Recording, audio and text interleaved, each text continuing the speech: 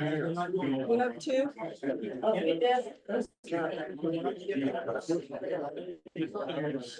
Okay, watch out for the wires on the floor.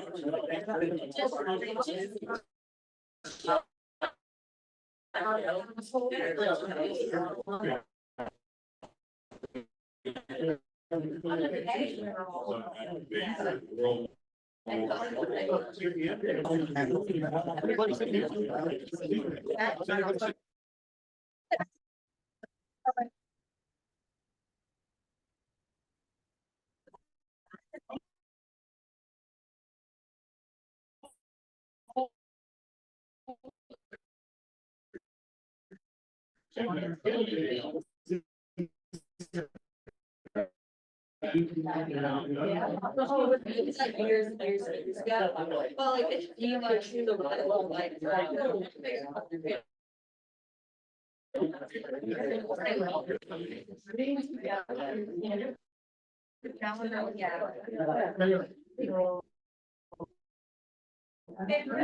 Looking at your reminding me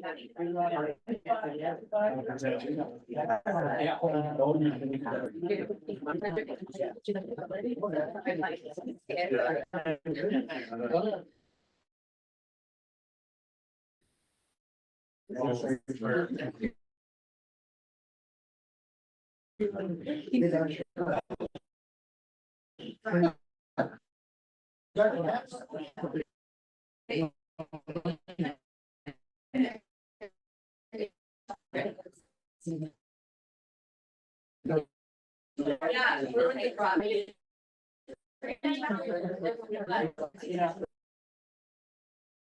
You folks are looking for a seat. Come on in. We got a couple back there and a couple back at that. Hello.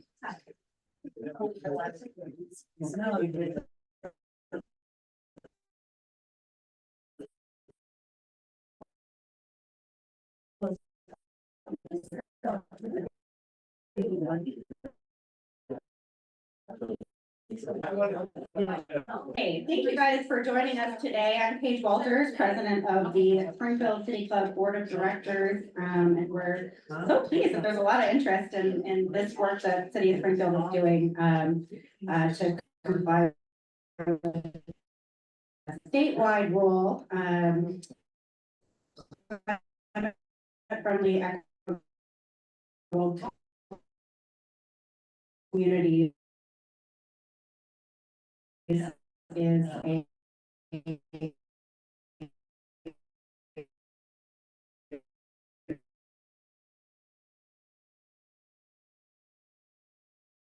regulate and a little bit about the project manager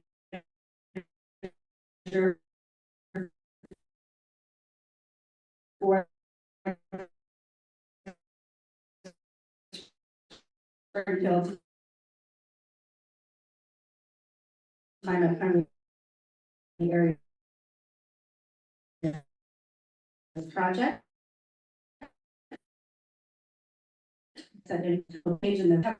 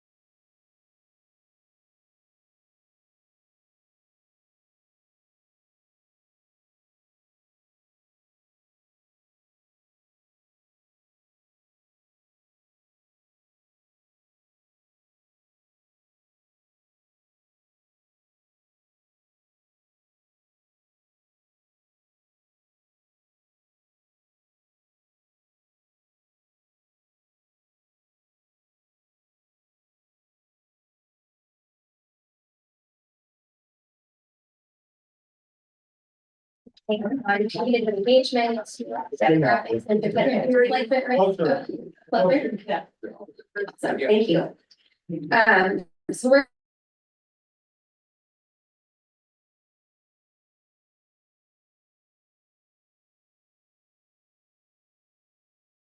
capacity and the different feasibility aspect we're considering. We'll wrap up by summarizing the benefits and trade-offs of a few potential CFA scenarios. So climate-friendly areas I'll refer to as CFAs a lot, just to make it a little bit shorter, since we'll use that term quite a bit. And we'll share some of the Planning Commission and Springfield City Council feedback we just got in June. That's going to inform our next steps. So Oregon's climate-friendly and equitable communities rules, or CFAC rules, were passed in 2022 in response to an executive order from Governor Brown.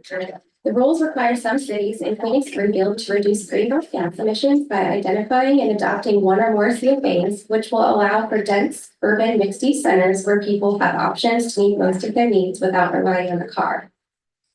In 2022, or in fall of 2022, Springfield, as part of a coalition of cities and one county, filed a lawsuit against these rules.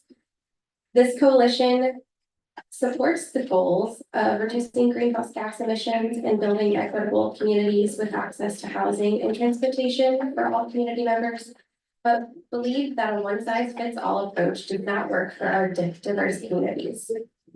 In March of this year, the Oregon Court of Appeals ruled on the case and invalidated two parts of the rules related to transportation system plans, but overall the rules were upheld. Given concerns with this ruling, the coalition is continuing to appeal the rules and have petitioned the Oregon Supreme Court to review the case. We expect to know later this summer whether the court will hear the case or not. And while we await their decision, which could take several years, Springfield is committed to implementing the rules with a focus on our community's needs. So some of the specific requirements we're looking at for climate-friendly areas include at least one primary climate-friendly area that's at least 25 acres large. The areas, it could be one or more, must collectively accommodate at least 30% of Springfield's 20-year housing need, which is a little less than 10,000 housing units. They must allow for a mix of uses. They must allow for a mix of uses and be accessible via existing. Is it still on? Via existing or planned high-quality bike and pedestrian networks and near high-frequency transit corridors. And lastly, we must include strategies to alleviate or prevent the potential risk of displacement that might result from any redevelopment in these areas. So where are the areas we're looking at? The additional detailed requirements of the state in the rules helped us to filter these potential locations. Most of the CFAs are on the west side of Springfield, since the requirements focus on existing or planned urban centers that are near existing or high frequency transit, such as our existing MX route and Route 11. Most of the locations shown on this map are primarily based on our growth development areas, but the shape of the downtown boundary aligns more with the urban renewal district. We considered areas where current zoning is already well aligned with CFA regulations, which we'll talk more about in a moment. Let's run out a little bit. We further adjusted the boundary based on some development constraints, such as steep slopes in the floodway and other characteristics, such as excluding the Washburn Historic District from the downtown CFA. Note that these boundaries are not final, and I'll now pass it on to Monica to talk a little bit more about primary and secondary.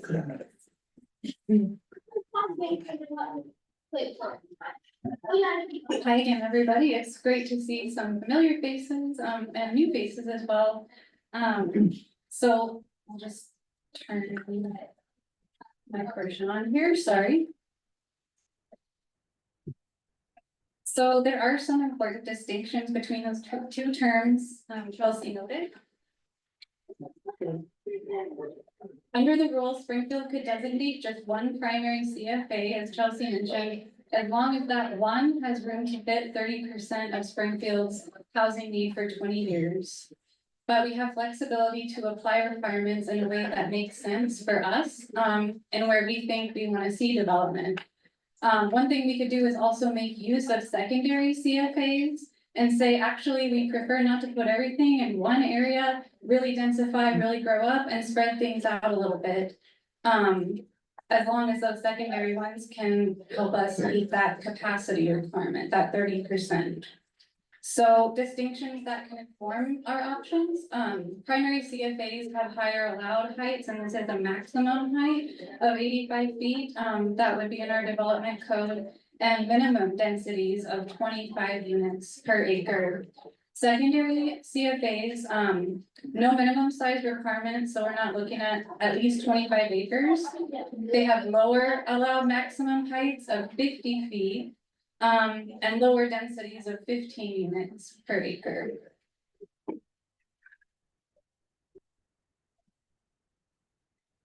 Earlier this year, we sought to get a general pulse on what people thought about CFAs before we went to planning commission and council to seek their guidance on how we should proceed with evaluating our options through 2025.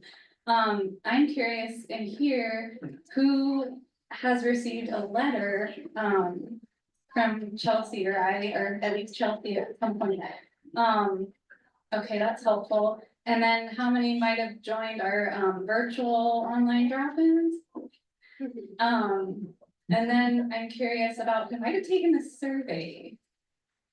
Okay, I'm seeing a couple. I know at least one person here subscribed, 2 people at least subscribe to our project updates through the project webpage. So I'll mention the survey was open to everybody. We ended up translating upon request into Spanish for certain people. Let's see. Project webpage I mentioned, and that had a story map on it to describe what we're doing. Hi there. Sorry, where did that survey come from? I mean, if only 2 people were holding up their hands and stuff like that. Did everybody in the complex get the survey or no? We made it available online, and then printed if people asked to have it printed or mailed. How did we know that you made it available? You would have had to subscribe, to our social media. We've announced it in other ways, just electronically. The letters, we made sure to say there was a survey available. Who got the letter to you? Okay, we're gonna hold questions to the end. There'll be a good chunk of time at the end for Q&A, but I just wanna let Monica and Chelsea get through their presentation. I guess I'll get into the letters here, because I was gonna go through all the lists. So with the letters we sent, actually, over 3,000 letters to, all properties, so businesses, residents, even property owners not here within those potential CFA boundaries and near, so there was a couple 100 feet buffer there too. Quite a lot, comparatively, but, that's where we started. Let's see. I mentioned the project webpage, so on that was the story map. We had a presentation, and if you go on there, you'll actually find a map that's interactive, and you can search by address if you're particularly interested in a property. We had some direct follow-up from people who got the letters, phone calls, emails, back and forth. Primarily Chelsea, was your point of contact there in case you talked to her. The online drop-in sessions, just in case people couldn't show up in person, we started tabling, and we'll be doing a lot more in the fall. We'll talk about later. So this was just very early outreach to get that general pulse of what people think. Again, to inform planning commission and council's early direction. Chelsea will show we're not close to being done with this. We still have time. And then we tried to spread the word about all of this with flyers. So Willamette Lane Adult Activity Center being one, other Willamette Lane spots, the library, laundromats. So again, this is was our early effort, I would say. To just get a general idea at this point. And we did learn there was a wide range of opinions about what people think about CFAs in general and what we should do to meet our requirements. So I would say one thing that became clear to me was we all care about, even though those opinions are different, we all very much care about Springfield and where we live. And I would say I see everybody here and feel the same. So that's really motivating. Of the survey respondents, 38% were generally supportive, really like the idea of convenient neighborhoods. With different things to do, better transportation options or just more, and prioritizing investments in high quality spaces. 40% were unsure and 11% of survey respondents, there were only 160, so we're taking that just, with a grain of salt too. 11% were not supportive, and themes that emerged from those perspectives were about buildings being too tall. That's a big departure from what we have here now. Concerns namely that we're not thinking about people, and are we gonna force people to have to move? More density, more traffic congestion, safety concerns that come with that. And in particular, we're excited to talk about today is, do the state rules even make sense? Do you allow flexibility? And then when we asked people what preferences were between our 4 potential options, downtown came up as voted number 1 for at least the primary CFA. Glenwood came in at a close second, and there were some votes for the Mohawk and Gateway Riverbend area as secondary. Next. Hand it over to Chelsea for a bit. We'll be switching back and forth. Okay, so for some of the demographics in climate friendly areas, this is based on analysis that was done in 2023. Potential development or redevelopment in these areas may increase property values over time, which could result in higher property taxes and housing costs within the area. So because the state acknowledges this, they included in the rules requirements for us to look at demographics and any risk of potential displacement. We're required to identify populations that may be more at risk of displacement, identify strategies that help to avoid, lessen, or alleviate this risk, and focus on our engagement efforts to strive to include the voices of these folks. So nearly half of Springfield's households are low income, meaning they earn 80% or below the area median income. And as we consider potential areas, it's important to understand that some of our current residents already struggle to keep up with the cost of housing. Based on this analysis, there were some vulnerable and active gentrification areas and a very small area of late gentrification in the potential downtown CFA. The Mohawk CFA also has some vulnerable areas, and I'll explain what those mean in a moment. While the Glenwood Riverfront and Gateway Riverbend areas were identified as having no displacement risk, we know that the Glenwood area has a higher share of low-income households, persons 65 years and older, and more affordable rents and home values. Gateway Riverbend has a higher share of persons with limited English proficiency, persons with disabilities, and has seen increases in rents and home values over time. These factors are important to consider when engaging with community members in these areas as part of next steps, and when identifying potential displacement mitigation strategies for any CFAs that are eventually selected. This table summarizes a few of the area types that were present in climate-friendly areas. Most of Springfield was identified as having no risk. As noted previously, Mohawk has some vulnerable, and downtown includes the vulnerable, active gentrification, and a very small area of late gentrification that only overlaps with a portion of Island Park. The first 3 area types shown here have more low-income households compared to the city overall. Vulnerable areas also include more vulnerable people, which includes those with disabilities and those who are 65 years and older, among others. These areas also have older or multi-unit housing stock, but no signs of displacement risk based on housing market activity or demographic change. Similarly, the active gentrification areas are identified as low income with a high share of vulnerable people and older or multi-unit housing stock, but these areas do have active housing markets and do show signs of gentrification as indicated by demographic change, such as increases in median household income and home ownership. Some of these things can be good indicators that a community is thriving, but I think the main concern is displacing existing residents. Late gentrification areas don't have many low-income households or much older or multi-unit housing, and similarly have active housing markets and more significant demographic changes. Later this year, the city will ask our community about which displacement mitigation strategies to consider as part of selecting one or more of these areas. So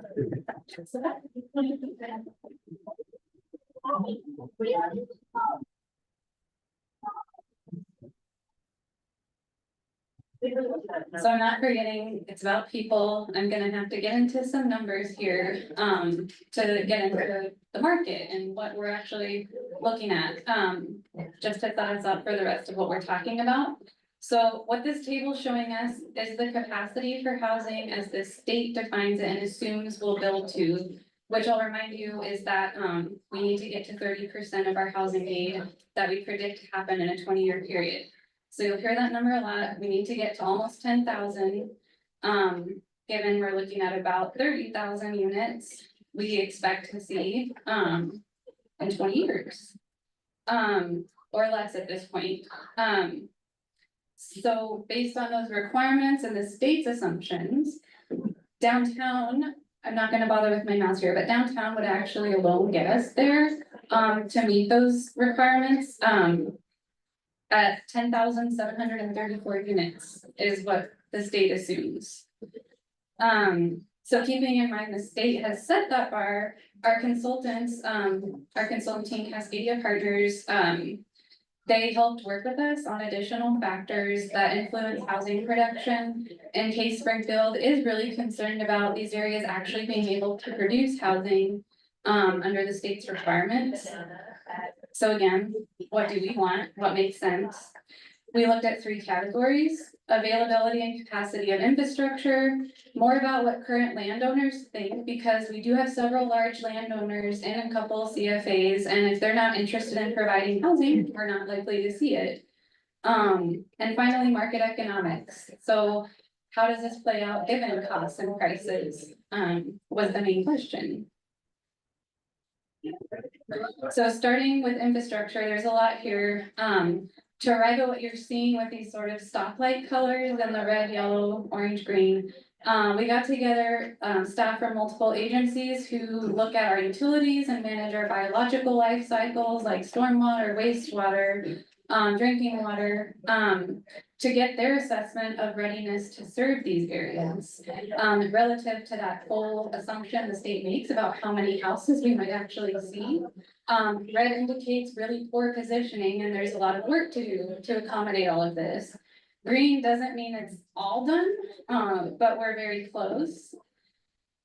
And I'd say the picture here is there is no clear winner, no slam dunk. I'll give you some highlights. So downtown, there's generally enough electric capacity, but we have some issues with taller development. Anything over 3 stories requires certain pumping systems that are expensive and navigating around those buildings and tight corners. Also likely some issues with wastewater on the west end of downtown, or sorry, east end of downtown. For the Glenwood Riverfront, there are already plans in the works, so that's positive. But there needs to be a lot of new water lines, and a new pump station.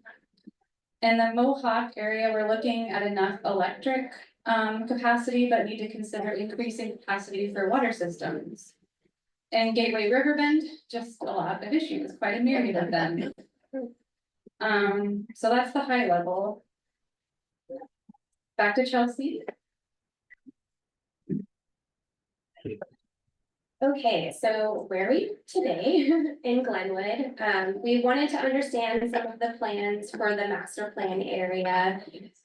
Since there's been a lot of work going on in planning for that area for quite some time, this area is only a small piece of the potential CFA boundary in the entire Glenwood Riverfront we're looking at.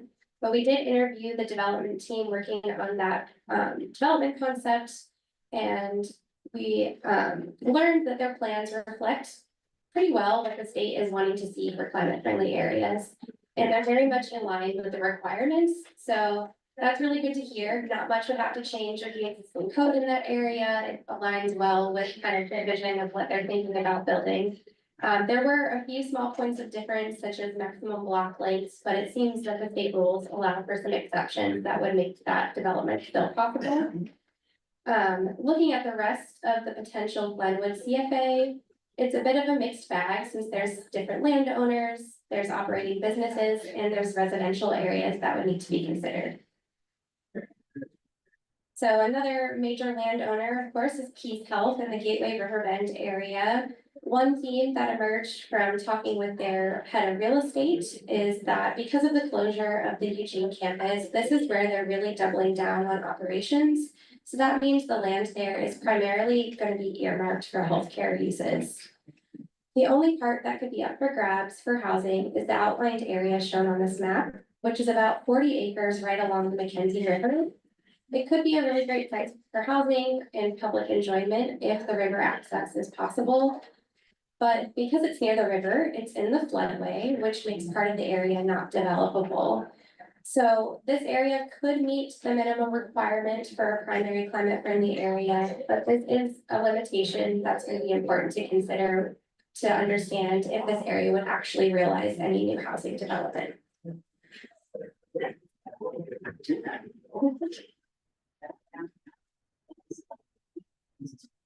Thank you.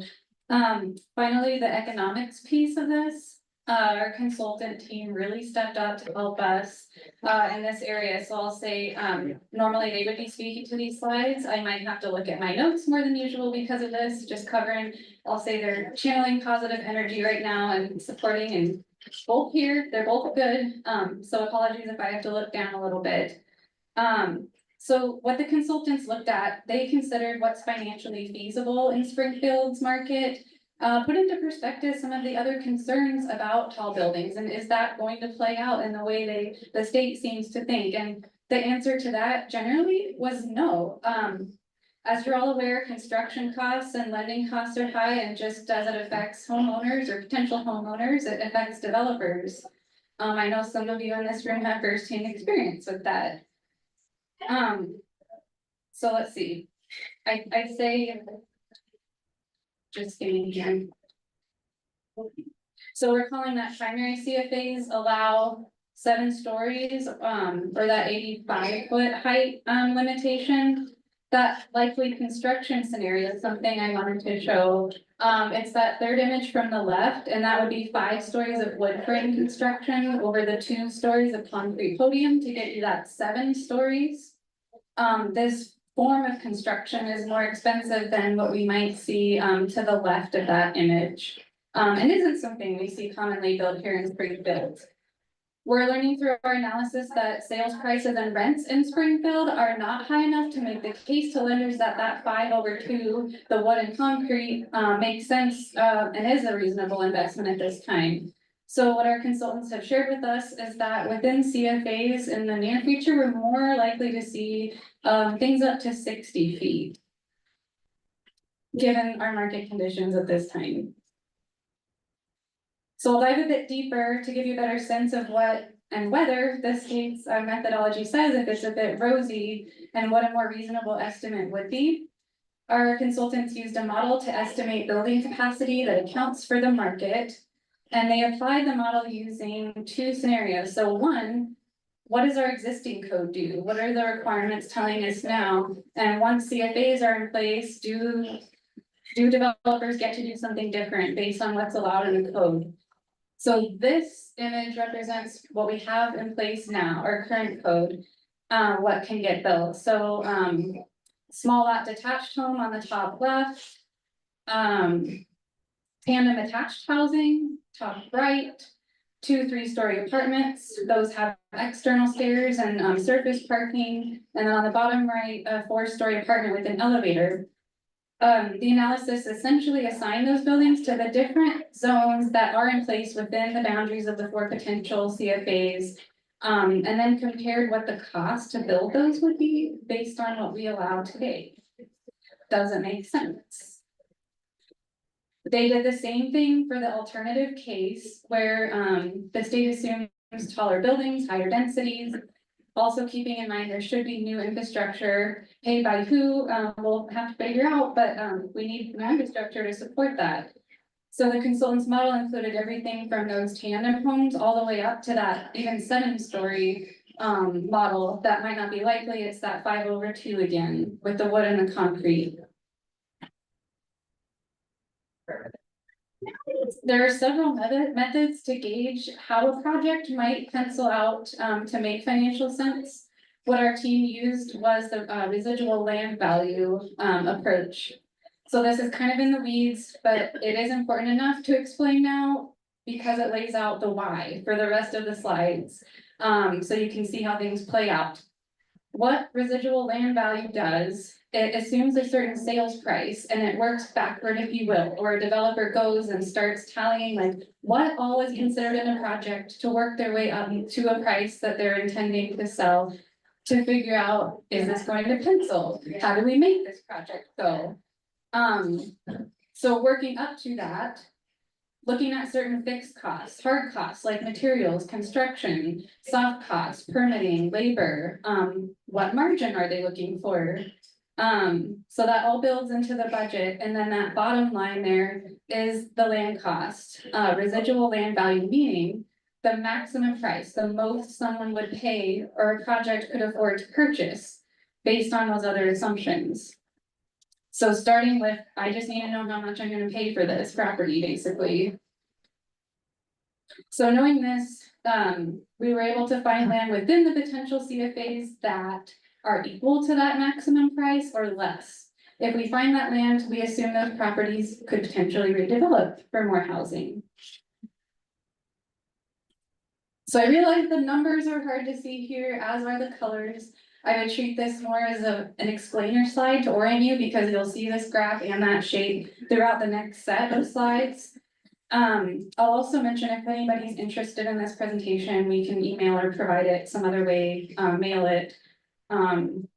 So I'll just say for now, the colored bars represent those 4 prototypes, like the pictures of the tandem home, apartments, home, small lot homes, that are currently allowed under code.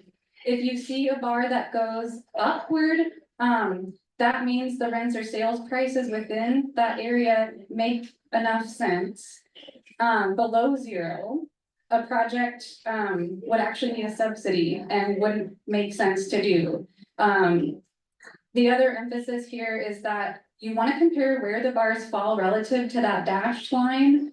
So that line actually shows us where some of the cheapest land is, that makes sense to a developer.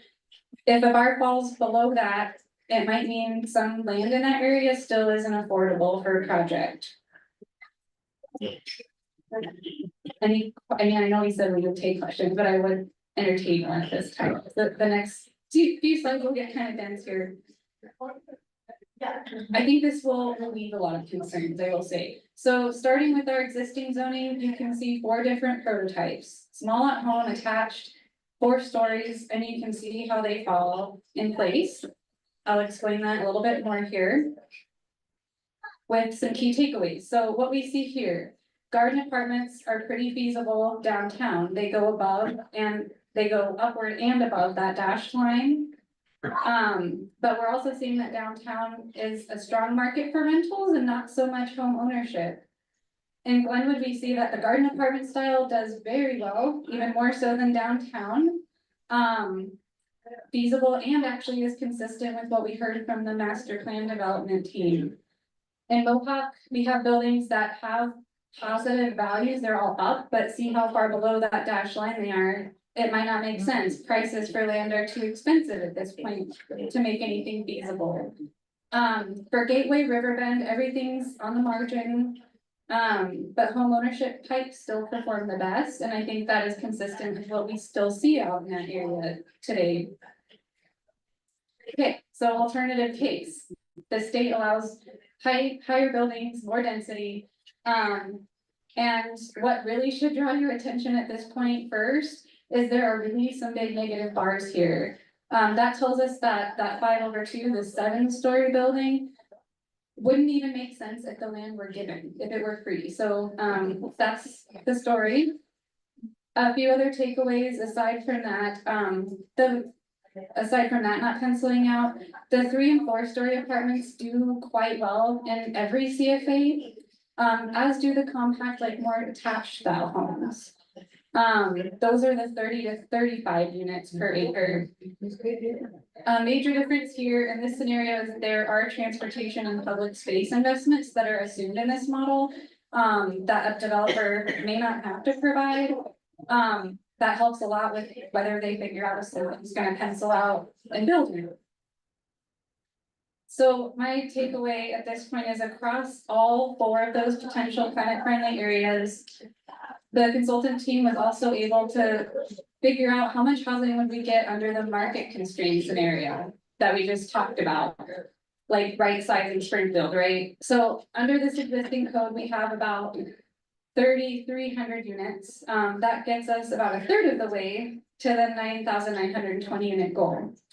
If every single potential CFA was designated as primary, so you can see in the gray on the left, that's the state assumption, in the more yellow tan, primary CFAs fall in that middle column. It's not the 26,000 units, but it still gets us close to what the required capacity would be. So they also modeled all the secondary options as well, just so that shows us what we might think about if we want to mix and match. Do we want some primary? Do we want some secondary? And then I think a really important point here is the market study. We chose to do that to actually think about things. We still can meet the state rules with what we have in place right now because of what you see on the left in that gray. So just because the market study says one thing, we'll still be able to meet timeline, deadline requirements. But I really think what I've appreciated about working in Springfield, we want to know what we might expect if we're serious about housing and wanting to be pragmatic and thinking about what we do and whether we want to leave some areas alone. And I'm hearing we might want to. So I thought that painted a really good picture of our options as we can think about them, and Chelsea will share some of those. Okay, almost done. I know it's a lot of information. So we're gonna walk through some of the scenarios we presented to Springfield Planning Commission. Wait for him to be done. Hard enough listening to one person. So these are some scenarios we presented to our planning commission and city council to get their feedback, early feedback, to see if they have any thoughts on direction moving forward. As you've heard from all of the information we've shared so far, none of these areas are totally obvious or very easy. They all have challenges and trade-offs with each one of them. So this first scenario I'm going to talk about focuses only on the Glenwood master plan area, so kind of where we are, not the entire Glenwood riverfront, as a primary climate friendly area, since that area already well meets those requirements. And then considering downtown Mohawk, Gateway, and Gateway River Bend as secondary, since those come with the lower heights and lower density, which is more similar to our existing zoning in those areas. This option has the second strongest market potential for housing, which is a good thing. For infrastructure needs, the Glenwood master plan area would need water and wastewater service expansion. The wastewater capacity estimates that the city has already account for higher density development, since Glenwood's already planned for higher density development over time. So this wouldn't really change the infrastructure needs for that area if it were to become a primary CFA. Gateway Riverbend, as Monica noted earlier, has the most infrastructure needs and constraints out of the potential locations we're looking at.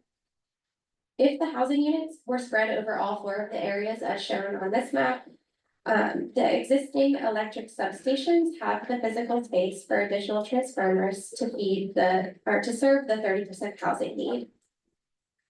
For displacement risk, none was identified based on the analysis for the Glenwood master plan area. And as I noted earlier, this area already aligns well with the state requirements, so not a lot would have to change for the existing code that's in place. Some changes would be needed in some of the other areas, and those changes would include things like allowing housing in our community commercial zones. So scenario B is pretty similar to the first one, but includes the entire Glenwood riverfront instead of just the master plan area, which results in this option having the strongest market potential for housing. There are similar infrastructure needs as noted with scenario, but with scenario A, but including that Glenwood area increases the infrastructure needs. No potential displacement risk was identified again in the analysis for this area, but we do know there's an existing manufactured home park and a concentration of individuals 65 years and older that we would need to consider if this option was selected. During outreach, we heard from several residents in Ponderosa Village right next door, and I think some of you are here as well, which I see some familiar faces who have concerns about displacement. The Glenwood Riverfront area already mostly complies with the regulations, but more changes would be needed to some of the office mixed-use area on the west end. As with the previous scenario, some changes would be needed in other CFAs, but not super drastic as with the primary. Scenario C only focuses on downtown. This was the only area that could meet the housing capacity requirement on its own. And it did rank the highest on, based on the votes in the early community survey that we've done so far. For infrastructure needs in downtown, a water pump would be required to serve buildings that are taller than 3 stories. So again, another limitation for taller buildings to actually occur. There would also be a need for a study of the wastewater basin on the east end. Concentrating all housing capacity in one area would require more infrastructure investments for electric provision. Downtown was identified as having the most potential displacement risk based on the analysis last year, and this will need to be considered when identifying mitigation strategies. This is true for all the scenarios for presenting today, but particularly for this one, since this increases the density more in this area, which could potentially create more development pressure. The existing zoning has some compliance with the primary regulations for climate-friendly areas, but some of the zones, such as our R2 and mixed-use residential, would require increases to be allowed maximum height and require minimum density. There's some concern about a higher minimum density requirement actually being potentially limiting to new housing development in downtown based on what we saw in the market study. And lastly, the scenario D focuses again on the Glenwood Riverfront as a primary CFA and a smaller area of downtown as secondary. Since these areas have the highest existing compliance based on the development code that's in place now and would require the fewest changes. If scenario D was preferred, the project team would need to propose a downtown boundary that meets the state's housing capacity requirements, since the area shown on this map is a little bit too small. So as we kind of noted earlier, none of the boundaries or areas are final at this point. There's still going to be a lot of questions about which areas we choose and what the shape of those boundaries look like moving forward. As a reminder, no potential displacement risk was identified in Glenwood, but we still need to consider mitigation strategies for any climate-friendly areas that were to be eventually selected. Including Ponderosa. Yes. If that area were to be included, that would definitely be a major consideration. When does that decision come down? That will be a part of the next, so good into my last few slides, and then we can open it up for questions.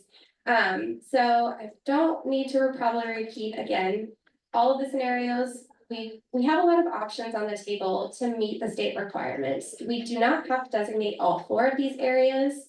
So I think a big question moving forward is what makes sense for Springfield. So just to recap some of the things that we have learned from the market study, the buildings that are over 4 to 5 stories or are very unlikely to be financially feasible until market conditions improve. But a good point about the study was tomorrow's market might not look like today's, and public investments in these areas could help improve conditions, and things can change over time to make development more feasible.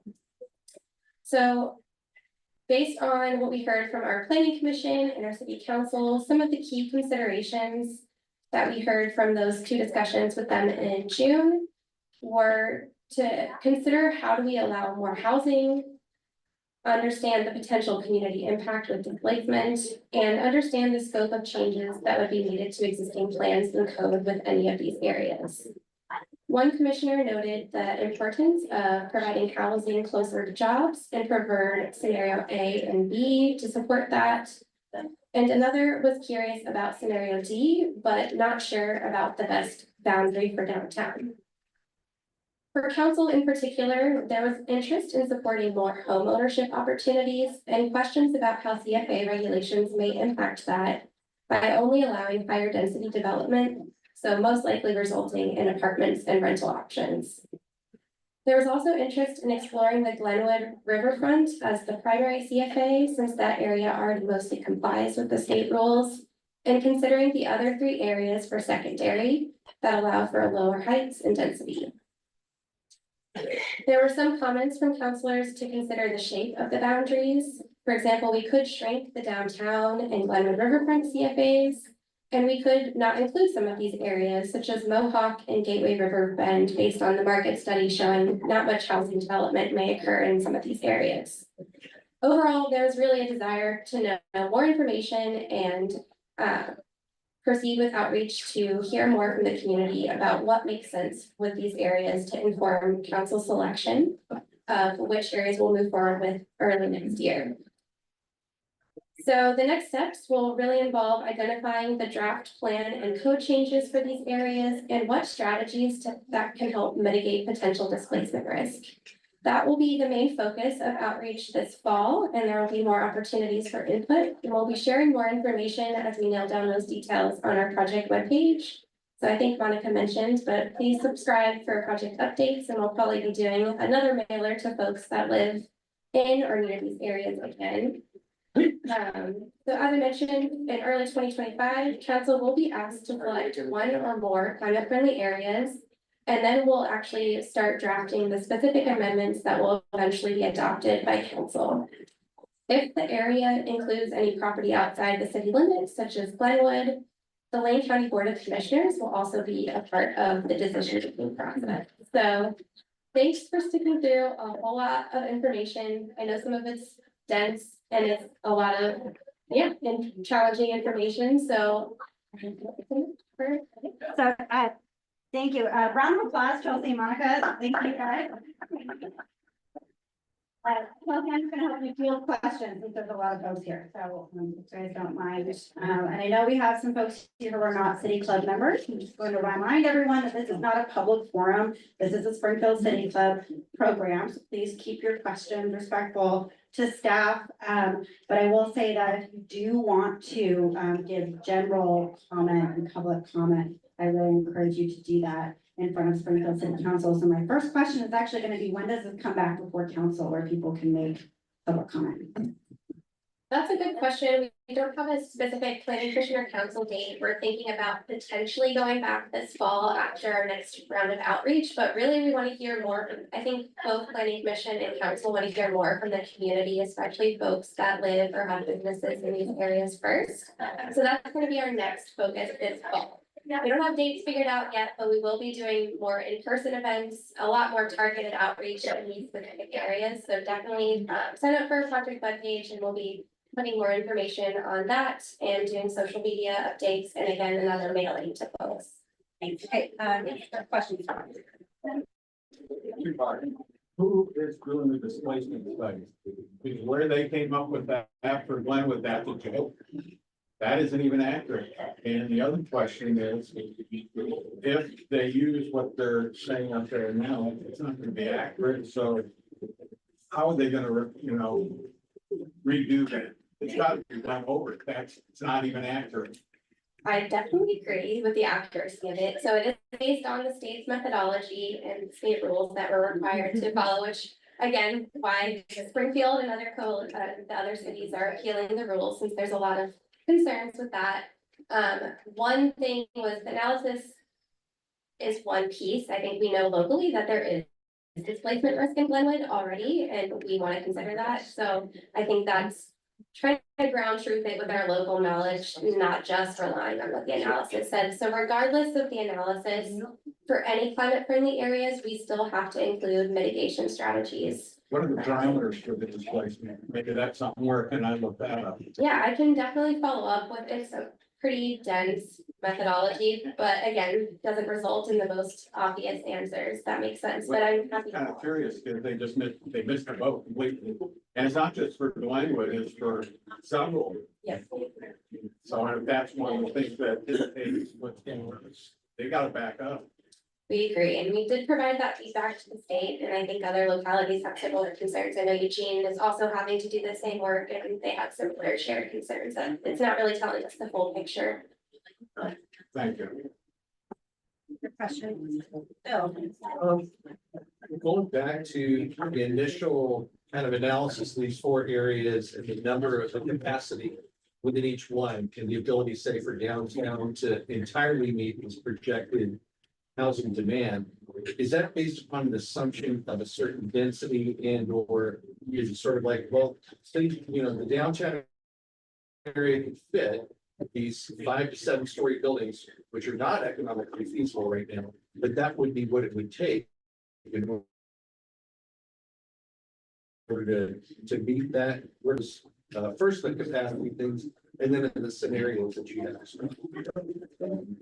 Based on acreage in the OARs, there's a set of stipulations of assumptions, and one is that of the acreage we identify, housing is assumed to occupy 30% of that land area.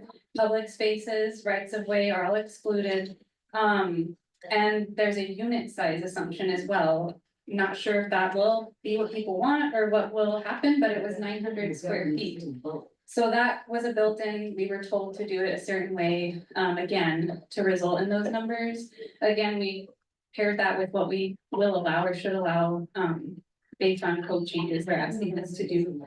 So that's a start to answering your question. I'm not sure if that fully answered it. Let me just follow up. I mean, do you have confidence then, staff, about the ability to meet these capacity requirements, given what you know from central land analysis or costs of construction and stuff like that? It's more likely you're going to see lower density development, then maybe it would mean that, you know, just a suggestion, smaller area of downtown, smaller area of Glenwood, those areas where in Mohawk and Gateway, we may have willing owners, and all of that combined can meet this capacity need, and you have willing people and less displacement. Yeah, I think that is definitely where we're at right now. Another concern, again, with the state's methodology, they definitely, so their methodology assumes full redevelopment. It's assuming these areas are blank slates, they'll all be developed with 7-story buildings, which is just never going to happen probably in any of our lifetimes and many more. So again, it feels very unrealistic, the housing capacity estimates that they're asking us to consider. And that's why we wanted to do the market study to actually understand where housing would likely occur in some of these areas to inform our decision. Since, again, we don't have to do all of the areas and we don't, I think displacement's a great point that maybe that shapes some of the boundaries and shrinking some of the areas to help mitigate, not including those areas and adding new development pressure. So, I know you're not the state of Oregon, you're representing the city of Springfield. I'm gonna oversimplify and say that it looks like climate friendly areas are asking for gentrification. More housing on the land, higher cost housing. At the same time, proposing to identify communities at higher risk, to give those communities a voice, which at that moment, it seems like these two things are at cross purposes. What does a voice lead to? And maybe it's a mitigation strategy, maybe it's not, but Monica knows this, I felt like this has been a bit of a setup. Go gentrify, but don't displace anybody, but if you do give them a voice, is that a voice in their displacement? What kind of a voice is that? How do you handle that, as Springfield staff? Yeah, I think that's a great question, since there's a lot of requirements and things pre-decided already, like exactly what the code would say and all of those things. I think our choice is the areas. So how many areas we end up choosing, what the shape of those boundaries are. We can do the bare minimum. We don't have to do all something that's still of interest to planning commission and council. And then the other area of choice we have beyond where we implement this is the mitigation strategies that come along with those areas. So I think those are 2 points we're really gonna be focusing on in outreach moving forward to inform council. I think that's really what they want to hear from is what are the communities in these areas saying, what are their thoughts, and how does that inform council's decisions? Since they are the eventual ones to decide. Very briefly to follow up, do you have examples of mitigation strategies? Yes. Things that are being thought of, and if I could just, over here, I can't hear when you're talking, so it would really help either of you. Yes, so essentially, a lot of them are housing production strategies where how can we build new affordable housing units? I think some of them are about rental protections so that people don't get displaced as rents increase. I know we want to look at some manufactured home park solutions, since I know Glenwood's already considered that in the past. The state has a whole toolkit again of strategies we can pick from, but that doesn't limit us. If there are things the state hasn't identified that we think is a good idea locally that we'd like to try, I think that's definitely something we want to hear in the next round of outreach too. What, at the end point, whatever you adopt. Obviously, it will have maximum density stated in your code. Will it also have minimum requirements? This will include minimum density only, so it kind of raises the floor of how low the density can be and kind of forces more high density like apartments, but there is no maximum density. There will be minimums. Correct. Won't the effect of that be, given economics, to limit the development? Actually stop development of housing rather than produce more? That's definitely a concern that we heard at council and in the market study, especially the focus on how do we provide more homeownership opportunities with the density requirement. A lot of single family homes wouldn't be possible. And so I think that's another big consideration of if we want to provide more homeownership, maybe we don't do bigger CFAs, we do smaller to allow that flexibility in a variety of housing types.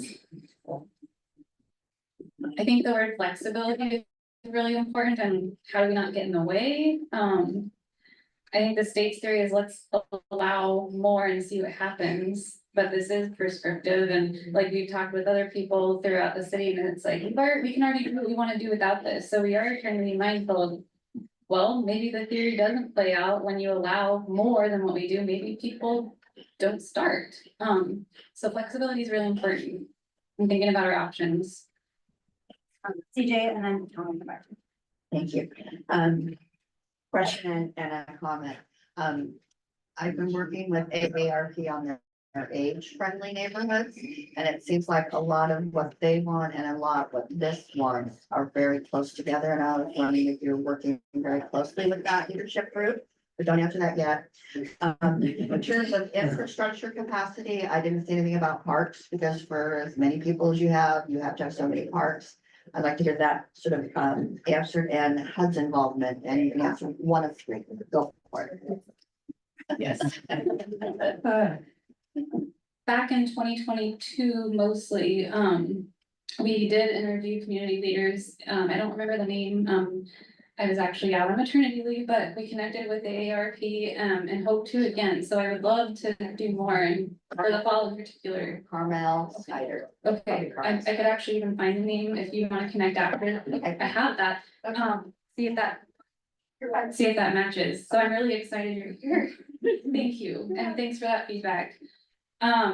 Okay, my mind's going to parks because William Lane is very close to adopting their 20-year comprehensive plan right now. Yeah, next week. Yeah. And we're looking at the rules right now. We've got some questions into different staff, and I'm working with William Lane to stare and compare and match that plan. And so right now it's I would say in alignment in that I appreciate that the rules say we need to prioritize public amenities like parks. It's not the only thing. It could be privately provided publicly, but their 20-year comprehensive plan looks to front load a lot of projects in these areas. So that was nice to see. We do have detailed questions we're working through with them though. But know that the state is very mindful of like, don't just build like concrete city here kind of thing. And now I'm sitting here excited about William Lane, and could you remind me of your third? HUD's involvement in all this. related to figuring out what housing strategies we're thinking about, we're taking information that the city's already doing, looking at what is the state giving us to consider. So some of it is, how do we combine efforts and think holistically and work with our housing team? So through that, that's how I'd say HUD could be involved. But even if our, or HUD considerations involved, I don't know that we're gonna directly work with HUD in this. And then I would say, not limiting, though it is important to not limit. I'd say our idea is based on Springfield locally must, like if the state is asking us to do things, well, are other jurisdictions concerned? And where beyond local requirements or programs can we ask the state to support or federal? So I like that you brought that up too, but I would say direct conversations with HUD in this. Okay, well, coming up on the top of the hour, did you have one last? I did, yeah, it's a bit of a follow-up from what he was talking about. So, let's say the city council meets the deadline and adopts something sufficient to satisfy, the state's rules. And then the whole thing is the private sector to implement. Because private property owners have to see private financing and what boots on the ground build stuff. For it to become a reality. Is this project in particular, but in a separate related state project, yes. So another thing we'll be working on in the next couple of years is our housing capacity analysis and housing production strategy citywide, so not CFA specific. The housing capacity requirements for CFAs are theoretical. We're not beholden to like, you have to build this many units in this amount of time. It's a theoretical goal, very aspirational. But with the upcoming housing work that the state is working on rulemaking for right now, they will be having housing production targets for cities and will be requiring us to kind of show we're working in good faith, which is another concern we've been sharing along with many other cities of cities don't build housing. It's really on the private sector and it's really tough to force us to be held accountable for things that we can actually produce.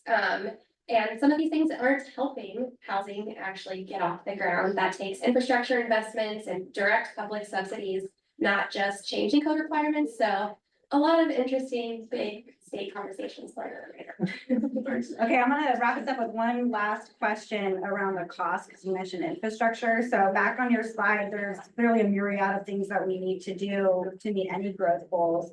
Is part of this process going to be working with a consultant to understand what the cost in each of those areas are as we decide where we wanna? I think at a very high level, we're considering that, but not at a very detailed, like it'll cost X amount to build this. Especially because a lot of this development, again, is theoretical and the things that we're planning for CFAs. We see in the market study, it's gonna take a lot longer. We're gonna see a lot lower density development. So I think we'd wanna model kind of more realistically what we'd expect development to look like rather than what CFAs would allow. So there's a lot of considerations in there. So I think right now we're keeping it pretty high level because of all of those factors. Okay, one last one, applause for the Springfield staff. If you are a city club member, sign up for our newsletter. You got a lot of this information, but we can send out some contact info and the slides if you guys are willing to share those. And there are pieces of paper to sign up if you want to join the city club newsletters. Please do that as well. And we will see you back here for the next program. Thank you, guys.